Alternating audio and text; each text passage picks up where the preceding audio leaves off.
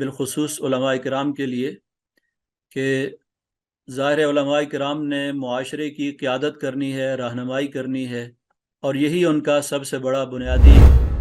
और शरई फ़रीज़ा है। तो आज के दौर में इस बात की ज़रूरत है कि उनके पास मेंबर और महराब की बहुत बड़ी ताकत है। अगर उनके अंदर फ़िक्री वसअत पैदा होगी, मुआसर मसाइल पर उनकी कमांड होगी, गिरफ्त होगी, और इस वक्त आलम इस्लाम के जो मसाइल हैं, उम्मत मुस्लिमा को दरपेश जो चैलेंजेस हैं, मसाइल हैं, उनसे आगाही होगी, तो वो बेहतर तरीके से उम्मत मुस्लिमा की रहनुमाई भी कर सकते हैं, इस्लामी रियासत की तश्कील कर सकते हैं, इस्लामी मुआशरे की तश्कील कर सकते हैं। लेकिन उसके लिए लीडिंग रोल लेने के लिए ज़रूरी है कि उनको तालीम और तहकीक के अंदर इसको हर सूरत में अपनी पहली तरजीह बनाना होगा।